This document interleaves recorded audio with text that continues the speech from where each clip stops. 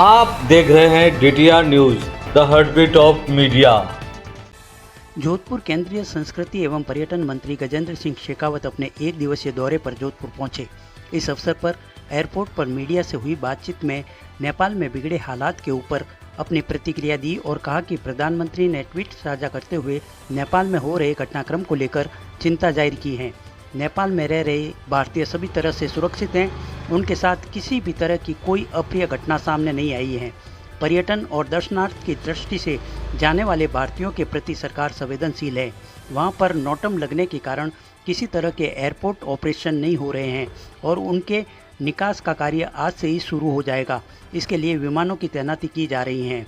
सभी एहतियातों को बरतते हुए किसी भी भारतीयों को कर्फ्यू के दौरान किसी भी तरह के ट्रैवल्स नहीं करने की हिदायत दी गई है। नेपाल के साथ में हमारी रोटी बेटी का संबंध है, वह हमारा मित्र देश है। ऐसे में कोई भी घटना होने के बाद हमारे संबंधों पर इसका कोई असर नहीं पड़ेगा। इसके साथ ही प्रधानमंत्री नरेंद्र मोदी ने भी इसको लेकर बैठक ली है और सभी आवश्यक दिशा निर्देश दिए। निरंतर संपर्क बनाया हुआ है क्योंकि वहाँ अभी नोटम लगा है, वहाँ किसी भी तरह का एयरपोर्ट ऑपरेशन नहीं हो रहा है। भारत सरकार सतत दृष्टि इस पर बनाए हुई है। अगले 3-4 घंटे में शायद वहाँ एयरपोर्ट ऑपरेशन शुरू हो जाएगा। वहाँ हमारे हवाई जहाज पहले से खड़े हैं। सारे हवाई यात्री जो लोग पहले से वहाँ गए हैं, उन सब के लिए उन सबको इवैक्यूएट करने की व्यवस्था पहले से वहाँ सुनिश्चित की गई है। लेकिन भारत और नेपाल के बीच में आवागमन का रोड का साधन जो है वो रास्ता बहुत इफेक्टिव भी है, पॉपुलर भी है, बहुत सामान्य रूप से लोग उपयोग करते हैं। वो रास्ता जो एहतियात हमको बरतना है, उस एहतियात के साथ में वो रास्ता आज भी खुला है। लेकिन अभी भारतीय लोगों को हमने अपेक्षा की है कि वो लोग अभी जिस तरह की स्थिति परिस्थिति वहाँ है, कर्फ्यू लगा हुआ है बहुत सारे शहरों में, नगरों में, उसके चलते हुए वो अभी ट्रैवल ना करें। लेकिन जैसे ही स्थितियाँ अगले 1 आध दिन में सामान्य हो, रेलवे के रास्ते से वो लोग भारत में आराम से आ सकते हैं। विशेष मीटिंग करने वाले सिर्फ पीएम को लेकर वो मीटिंग ऑलरेडी कल पीएम साहब जब दिल्ली में पंजाब और कश्मीर की यात्रा करके, हिमाचल, पंजाब और जम्मू की यात्रा करके बाढ़ की स्थितियों का आकलन करके लौटे थे, तब आते ही उन्होंने इन सारी व्यवस्थाओं पर सुरक्षा संबंधी कैबिनेट की उप समिति के साथ बैठ करके और सारी व्यवस्थाओं पर विचार किया था, सारी स्थिति परिस्थिति की समीक्षा भी की। 80 लाख नेपाली अपने भारत में भी है। निश्चित रूप से वो हमारे मित्र हैं। नेपाल हमारा मित्र राष्ट्र है। नेपाल के साथ हमारा रोटी बेटी का संबंध है। नेपाल के साथ हमारा दिल का रिश्ता है और वो रिश्ता हजारों साल पुराना है। हमारे रिश्ते में कहीं भी इन सब घटनाक्रम का न पहले भी इस तरह के घटनाक्रम होने पर कोई प्रभाव हुआ है, न आज भी होने वाला। सरकार ने जलंधर बिल जो है सर, राजस्थान सरकार ने कल पास किया है, उसकी सब तरफ तारीफ हो रही है सर, आप क्या कहेंगे? मैं उसका हृदयपूर्वक स्वागत करता हूँ। अगर पहले ऐसा हुआ होता तो शायद देश में जो डेमोग्राफिक नुकसान हुआ है वो शायद कहीं हद तक रुकता।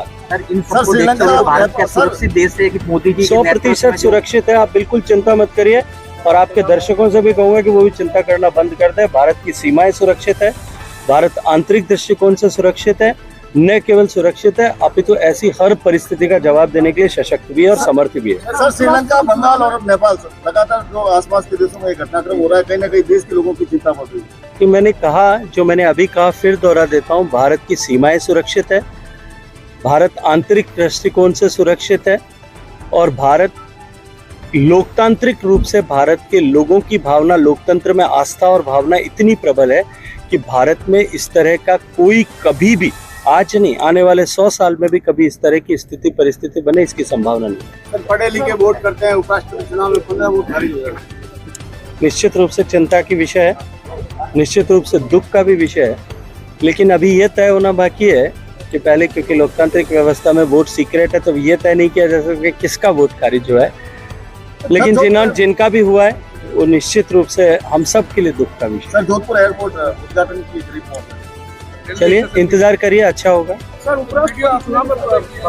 भारतीय एनडीए, जैसा मैंने पहले भी कहा था, कल सुबह आप ही के मीडिया के मित्रों ने दिल्ली में जब मैं वोटकास्ट करके 10:30 बजे निकला था, तो मुझे पूछा था कि राहुल गांधी जी ने और सुदर्शन रेड्डी दोनों ने, उन दोनों ने ही अंतरात्मा की आवाज पर वोट देने का आह्वान किया।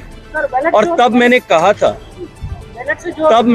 था कि अगर अंतरात्मा की आवाज पर वोट देने का आह्वान किया गया तो निश्चित रूप से सीपी राधाकृष्णन जी को एनडीए के जितना मत है उससे भी 20, 25, 30 वोट एक्स्ट्रा मिलेंगे, क्योंकि अगर अंतरात्मा की आवाज पे कोई वोट करेगा तो भारत के भविष्य को दृष्टिगत रखते हुए और सीपी राधाकृष्णन जी के व्यक्तित्व को दृष्टिगत रखते हुए हमको जितनी संख्या हमारी है उससे अधिक वोट मिलेगा, और वही हुआ है। तो जहां तक बैलेट पे पर प्रश्न खड़े करने का, मैं सिर्फ इतना कहना चाहता हूं कि जो कल तक ईवीएम पे प्रश्न खड़ा करके बैलेट को अच्छा बता रहे थे, वो आज अपने आप को हंसी का पात्र बनाते हुए वो अब बैलेट पर संदेह व्यक्त